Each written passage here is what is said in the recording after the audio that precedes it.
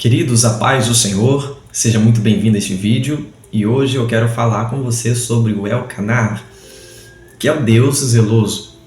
Nós vemos que ao decorrer da Bíblia Sagrada, nós vemos que a Bíblia atribui Deus como Deus zeloso, Deus que cuida, Deus que zela, Deus que vela pela sua palavra. Nós vemos isso no livro de Números, capítulo de número 23, lá no versículo 19. Deus não é homem para que minta e nem filho do homem para que se arrependa. Porventura falaria e não cumpriria? Nós vemos Jesus falando isso em Mateus 24:35. Céus e terras passarão, mas as suas palavras não hão de passar.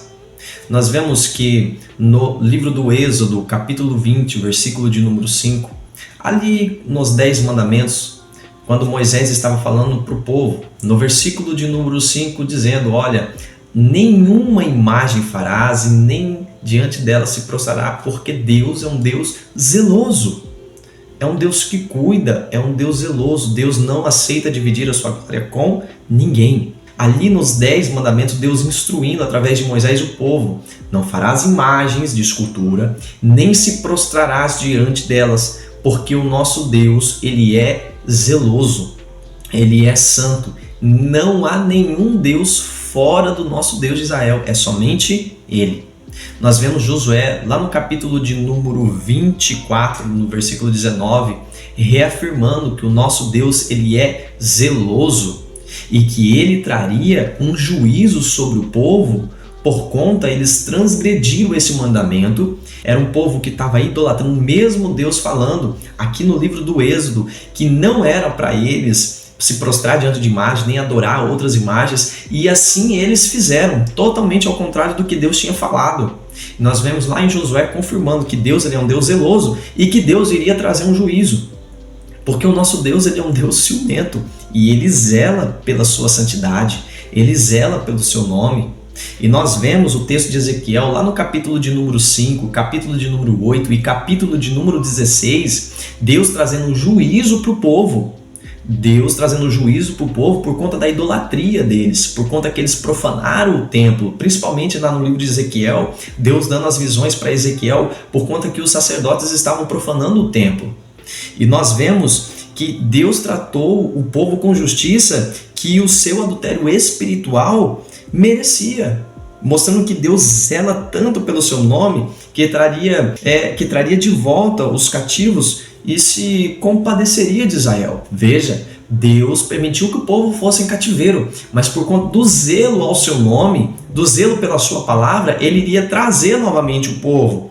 E nós vemos isso lá em Ezequiel 39, 25. Vamos abrir lá Ezequiel capítulo 39, o versículo 25, que diz da seguinte maneira. Olha só. Portanto, assim diz o Senhor Jeová, agora tornarei a trazer os cativos de Jacó e me compadecerei de toda a casa de Israel. Zelarei pelo meu santo nome. Veja só que no capítulo 37 de Ezequiel, nós vemos que Deus leva Ezequiel num vale.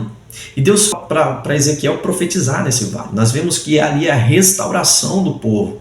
Sabemos que parte daquela profecia ela se cumpriu, mas existe outra parte que ainda há de se cumprir, né? Que é algo escatológico.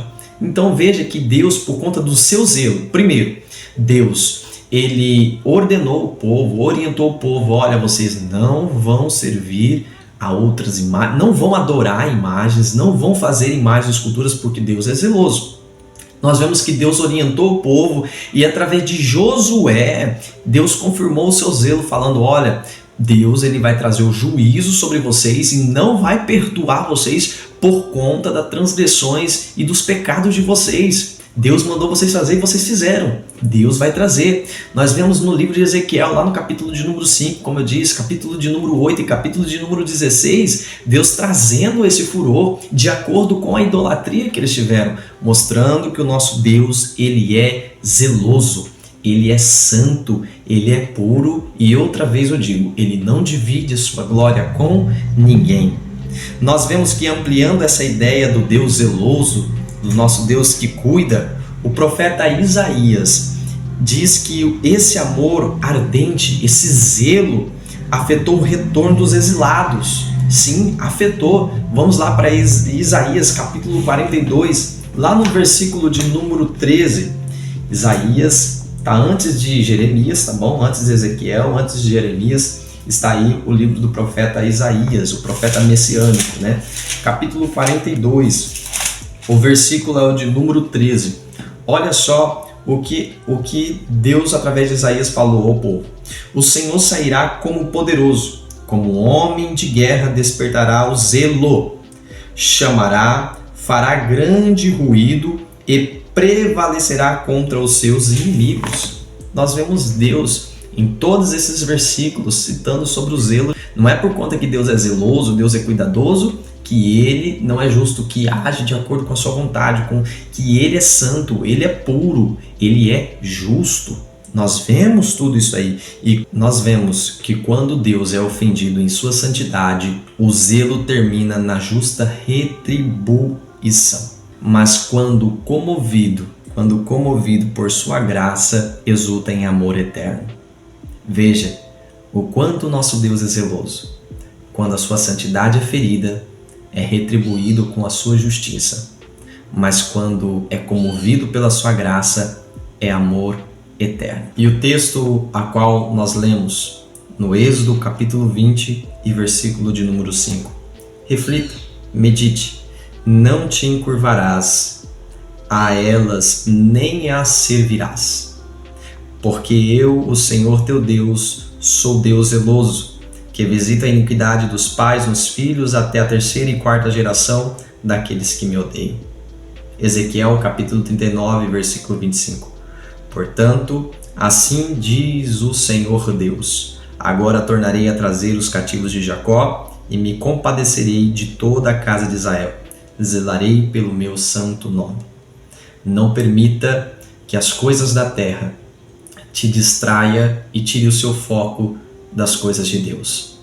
Não tenha algo dessa terra que te faça curvar e tirar Deus como primórdio da sua vida, mas tenha Deus como primícia, como principal. Sirva a Ele, adore a Ele, glorifique a Ele, porque Ele tem cuidado de vós.